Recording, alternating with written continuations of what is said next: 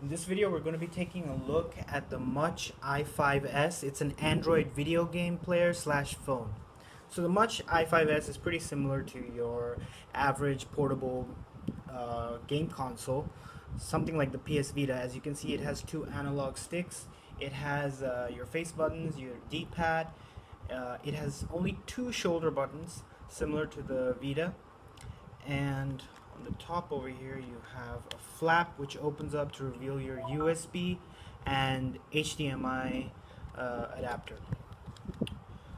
The bottom over here has another flap which you can open up, and it has your headphone jack and another USB port, or at least I think it's a USB port or charging port. On the front you have a camera which is not that great, but you know, it's a pretty average front-facing camera. You have your back speakers. I'm not a fan of this, even though these speakers get pretty loud. It's kind of strange why they would put back-facing speakers. I mean, yeah, well, I guess it's a design decision because your front has your microphone and your earpiece for when you're making phone calls. When I got this device, everything was in Chinese, since it is aimed towards the Chinese market and Chinese consumers. But it was an easy fix after I installed Nova Launcher, and you know, it was all good from there. It's a pretty clean interface. I did forget to mention this does have hardware buttons on the front: your home key, your menu key, your back key. Now, the really interesting thing about this is when you go into system settings, you can personalize these keys.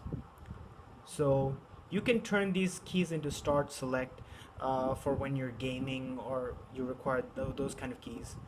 And before going too much into those things, let me go at the about section. So this is running 4.2.2, and I'm not sure if they have an update yet for this for 4.4. I don't know if they'll have one, but the specs are they're decent. It's a 1.5 gigahertz CPU from MediaTek and a Power VGR 544 GPU, which is decent enough. Most of the Chinese brands usually have the Mali GPU, so this is a step up from that. And unlike the i5 version, this one is the i5s, so it has a 1.5 gigahertz CPU, which is quite a bit more powerful, and you might feel the effect in some of your games. So let's get into the controls a little bit. Now, I like the setup. This setup is pretty good for people with small hands, but since my hands are pretty big, as you can see, they're like giant, it's a little bit uncomfortable for me to use. But still, it's a decent enough setup, something like an Xbox 360 controller where you have one analog stick here and one on the lower. I would have preferred if they were both here, but oh well. The keys, these keys are decent. The face keys are okay. The D-pad is stiff, so you have to get used to it while playing games. Some people might get used to it, some people might not. You know, again, that's a personal choice. It's the same thing with the D-pad. The D-pads are a bit stiff, but since my thumbs are pretty big too, it's also slippery for me, so it's pretty uncomfortable. But I have seen reviews where people are okay with the analog stick being small and tiny, but you know, I guess it's okay for them. For me, it's not. But one complaint I do have about the analog sticks is that they are very, very stiff. They're not loose enough. I guess with use and with time this would change, but I don't know. They're pretty tight. So let's get into some games. To start with, I'm going to start with Modern Combat 4. And this is a pretty GPU intensive game.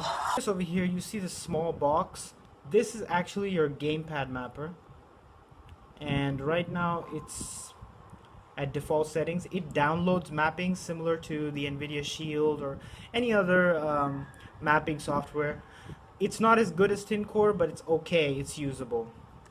Some games recognize the controls right away and it's not an issue, but then you have some games that simply just don't work because this does not use standard hit controls. It uses their own weird sort of driver. So I mean, you know, So you can see the performance is pretty smooth. I played a lot of this game on this device, and it was smooth most of the way. I didn't have any issues. The screen is a 720p IPS display, which is very surprising coming from a Chinese manufacturer, because usually they put pretty shitty screens on their gaming devices. But this one has a very nice IPS screen, the colors pop, and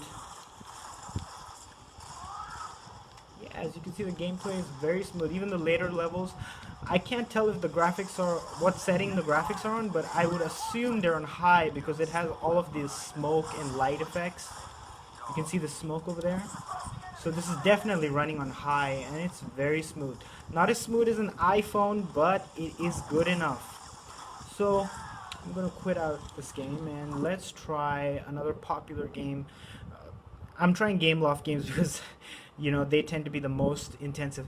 So this is Asphalt 8. I did have some problems with Asphalt 8. It doesn't run that well on medium settings, but I don't think that's because of the GPU.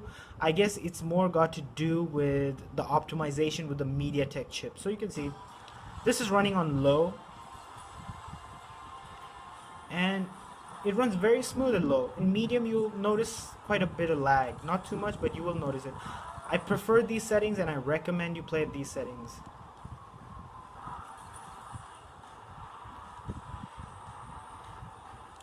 And as you might have guessed, this device is good for emulators. Yep, it is great for emulators.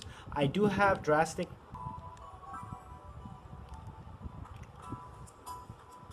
So you can see the colors are very good. The movement is solid. The keys are stiff, you know, I mean, what are you going to do about that? It's a fair sacrifice, I guess. I'll get into that later. So this is the NDS emulator running. Let me exit out of this. Another game we can try is Magic Rampage. I love this game. This is one of my favorite platforming games, and I really love this. I've been playing this on my Galaxy Note 2014. So again, you can see there is no lag, even though this is a very simple game.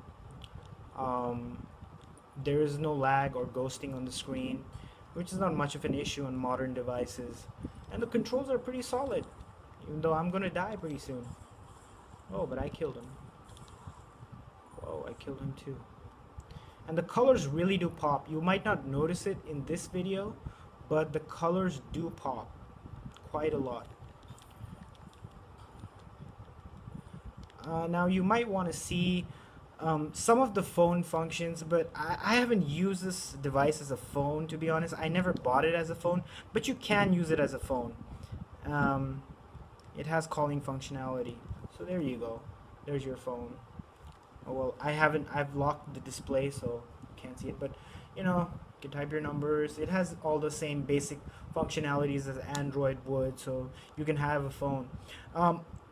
Some things I haven't mentioned: this has 16 gigs of inbuilt memory. I don't know about the i5 version, but the i5s has 16 GB of inbuilt memory. It does have an SD card slot, which is on the back. I'm not going to open it because it's tough and it might break, so I don't want to do that. So in conclusion, this is a good device. It's pretty lightweight.